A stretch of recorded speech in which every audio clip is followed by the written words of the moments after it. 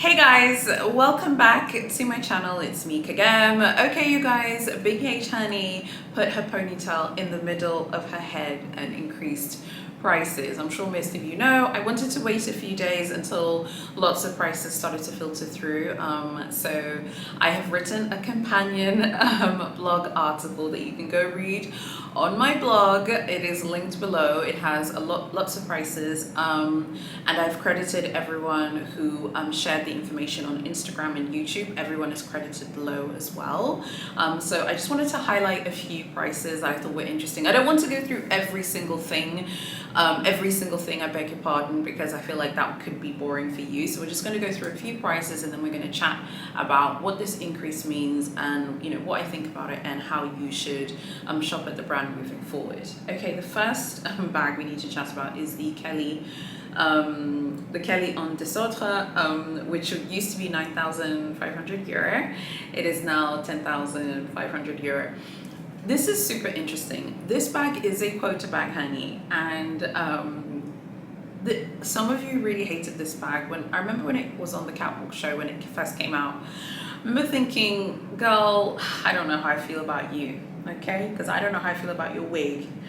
But the more I look at it, the more I like it. It grows on me. It's edgy. It's different. I feel like shopping at Big H can get very, because like Big H doesn't have a cruise collection, they don't have a pre-fall collection, they don't do haute couture.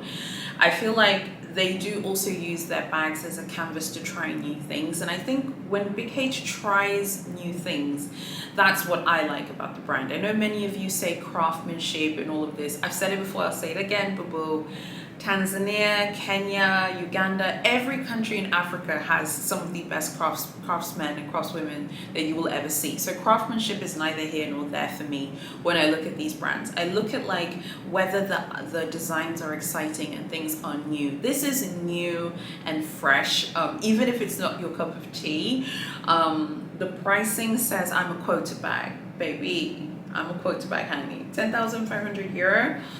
That's a lot of money if you ask me, but for this bag, which is new, it's a little bit unproven yet. We don't know, are they going to, because the way Big H is like, are they going to discontinue it? It kind of has the shape of the Kelly dance as well, and then the flap is askew, but generally speaking, all Kelly bags are quota bags if it has Kelly in the name, and if it has the Kelly clasp closure or the Kelly lock, whatever. It is a quota bag in France and Europe, generally speaking. So I definitely think this is a quota bag, and I do think if you were to score this in Paris, it would be seen as a quota bag. And just to be clear, I don't know what's going on with other currencies. I'm only talking about what is going on with euros at the moment. The Kelly compact wallet has gone up. It used to be 1,090 euros. It is now 1,260 euros. The Birkin Sellier used to... Okay, now let's talk about what's going on with the Birkin Sellier. The Birkin Sellier used to be 7,950 euros, right? It is now 8,650 euros. Remember, there were all these rumors that the Birkin Sellier was going to be discontinued. The Birkin Sellier is done. There were tons of rumors. I didn't even really want to chat about it on my channel, because I feel like when Big H discontinues stuff, you just won't see it in production. It's not even like it will be churning on the rumor mill. They'll just stop making it. Like how they did the Shadow. The Shadow came out 2009, it was being made, then they discontinued it, and then they brought it back again. Like, you know how Big H are, like they don't make a big deal. Like if they're gonna discontinue and snatch your wig, they'll just snatch it. Everyone's like, the Birkin Sellier is done. The Birkin Sellier is done. It's a wrap. There were a lot of big Instagram pages of like VIP accounts saying Birkin Sellier is done, but the Birkin Sellier has gone up in price. So the Birkin Sellier said, I'm not done, girl. I'm still here snatching wigs, okay? The wig is snatched, honey, because Birkin Sellier has gone up in price, 8,650 euros. The previous price was 7,950. Very interesting. The Birkin 30 used to be 8,150. It is now 8,900 euro. The Birkin 30 size in Togo. The Birkin 25 Togo used to be 7,400 euro. It is now 8,050 euro. The Birkin 35 used to be 9,050 euro. It's now 9,850 euro. Okay, so now I wanted to quickly just mention the Constant Slim and the Really Slim, because these increases are very interesting. The Constant Slim used to be 2,110 euro. It is now 2,410 and in Epsom. And the Really Slim used to be 1,920 euro. It is now 2,150 euro. So that in Evercolor. Okay. So that's the Really Slim and the Constant Slim. There are lots of other prices linked below on my blog, as I said, and the fine jewelry prices went up. The half pave collier de chien diamond bangle used to be 17,000 euro. It's now 18,200 euro. The collier de chien gold bangle without diamonds used to be 5,850. It is now 6,120. Watches went up. A bunch of things went up as well. So you can go check everything else on my blog. I'm just posting things which I find interesting. It's not necessarily everything that has gone up, just the products which I like and that I'm interested in. But a lot of their watches have gone up as well. So I just thought you'd want to know that. So what do we think about this increase? I would love to know what you guys think. I have a lot to say, but before we go any further, as I said, check out the blog because that's much more comprehensive, and also go join my Facebook group because I feel like you'll really enjoy it, and also sign up to my newsletter, and obviously like this video. That's very, very important. All right, what do I think? First of all, okay, I want to see the energy that all of you had for Chanel, honey. Okay, when Chanel was increasing prices like no one's business. I want to see everyone's energy levels the same in these comments. Come for Big H, drag her, honey, snatch her wig, snatch her ponytail, because some of you don't keep that energy. Some of you, you know, you want to go hard on Chanel, and don't talk to me about craftsmanship. I've already explained to you where I'm from, boo-boo. Okay, people can make beautiful wicker bags from scratch here, honey. Okay, don't even say the craftsmanship thing. I want you to explain to me why you guys don't have that same energy, because this price increase came out, people were upset, and then people were doing what I call Pegasus defense.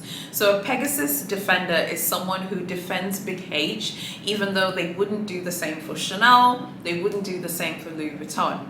I want to know from the Pegasus defenders why you guys don't have that same energy. Like, why do you not have that same energy? This increase is significant, okay? The freaking, what's it called? I think it's the Birkin 30 has gone up significantly. Let me just quickly just remind myself like how much the Birkin 30s has gone up. Listen, we're going to talk about the exotics in a moment because they've gone up significantly. The Birkin 30 in Togo is now 8,900. It's basically 9,000 euro. This is a statement. You know, this price increase is a huge statement, I think, about who Big H sees herself as. I think that Big H has cemented her position in part of what I'm calling the big four, like the big four French luxury houses. So obviously Big H, Big C, Big LV, and Dior. I think in general, the top 5 luxury brands in the world in terms of impact and revenue for fashion are as follows, in no particular order: Hermes, Chanel, Louis Vuitton, Dior, and Gucci.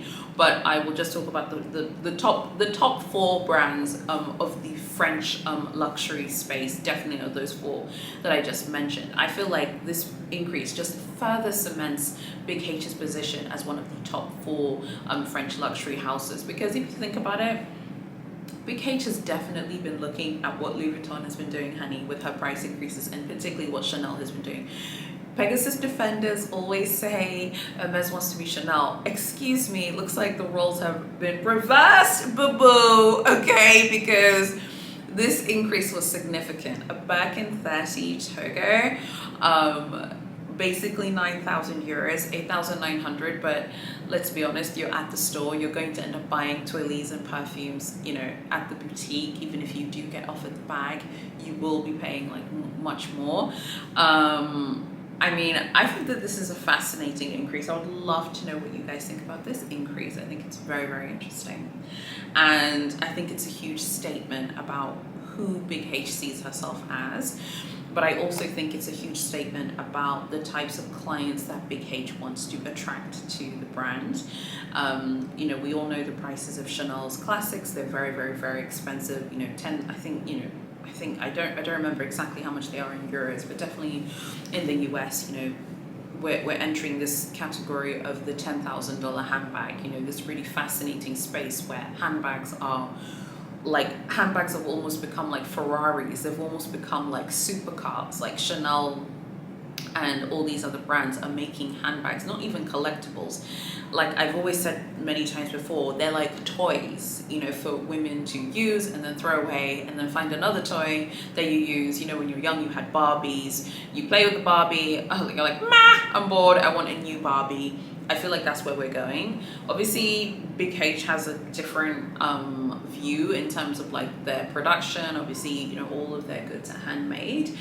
But I do think that this is a huge statement about like the value of their products, and not just like the three holy grail bags, like the Constance and the Kelly, and you know, obviously the Birkin. But I think it's a huge statement about who they see themselves as in the fashion space. And I've always said this, like a lot of you have said to me like, oh, they don't see themselves as a fashion house. I mean, I don't know how anyone can say that Big H is not a fashion house. They are a fashion house now.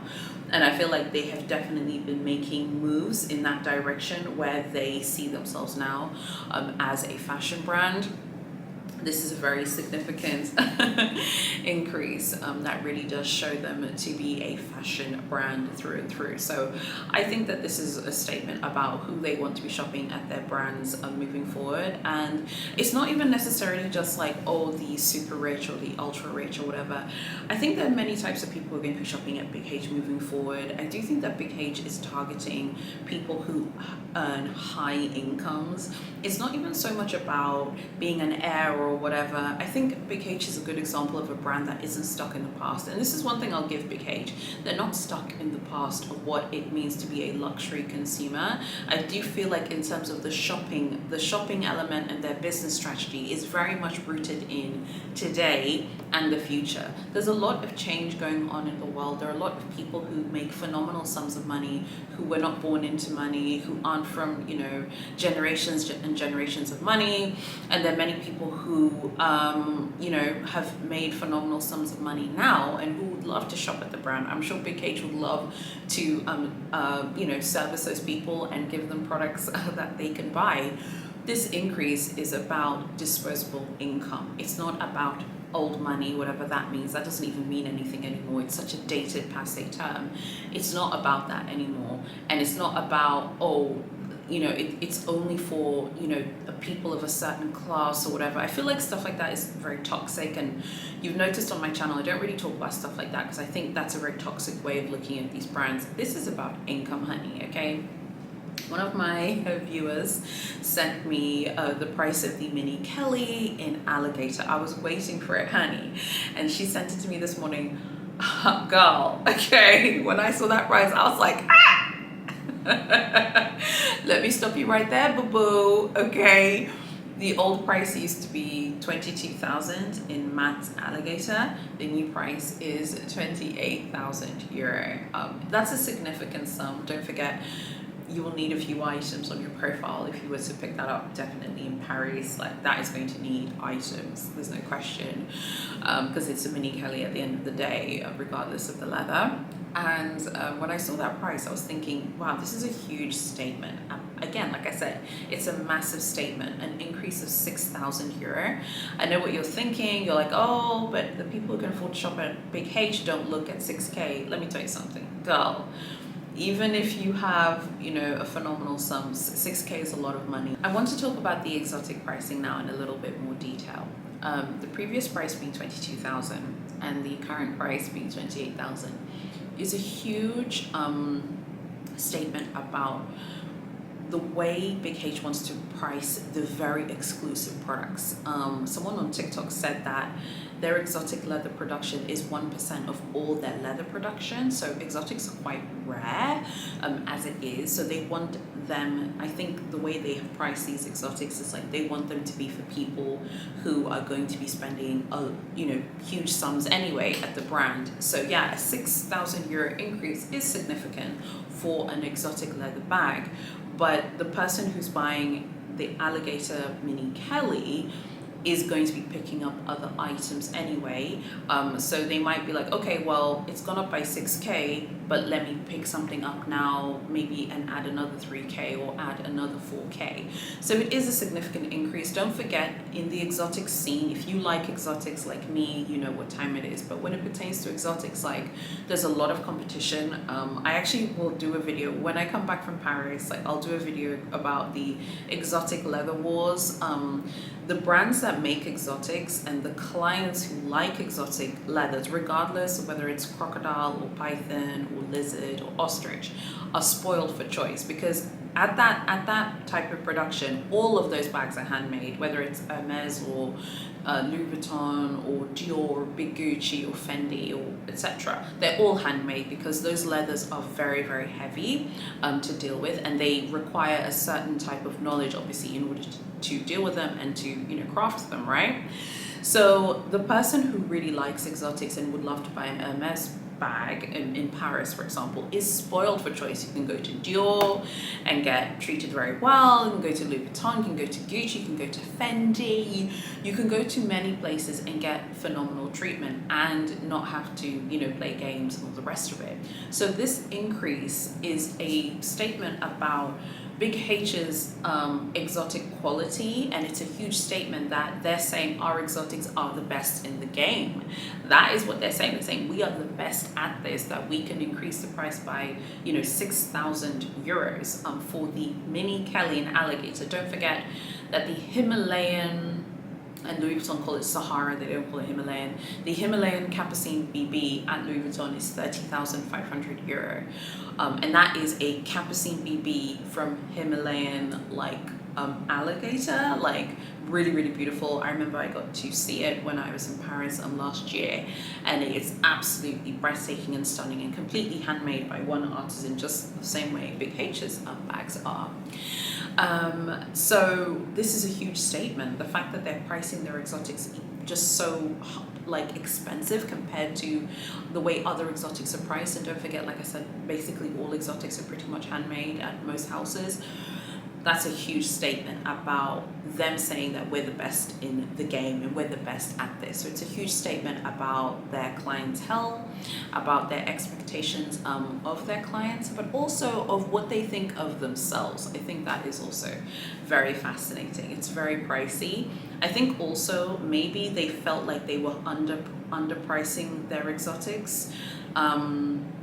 Maybe they felt like the exotics were undervalued maybe, and maybe needed to be increased anyway, because at that price point, someone who's buying exotics is going to pick up other items, as I said, so they can probably withstand the increase that they want to add. So it's super, super interesting. I do think that Louis Vuitton's exotics have been really fascinating to watch, the rise of Louis Vuitton's exotics. So maybe Big H is saying, hey, our competitors are doing all these things with exotics, we're going to be increasing prices significantly now as well. I'd love to know what you think about Big H's price increase. I would be super curious to know what you guys think. I don't think it's going to stop people shopping at the brand. People are going to continue to shop at Big H and give Big H their money at the end of the day. But I do think that Big H saw Chanel's increases, saw Louis Vuitton's increases, and was like, I want to come and I want to eat at the table with you, and we could all kind of reap the fruits of everything together. I definitely think that happened. So I'd love to know what you guys think about this. Don't forget to go read my blog. It is linked below. You can read the info about the price increase. Tell me everything you think, and yeah, make sure that you watch my next video, because my next video is actually a review of the Bastia coin purse. I have it, so we'll chat about that in the next video that I have coming up. Thank you so much for watching, and I'll see you very soon in my next video.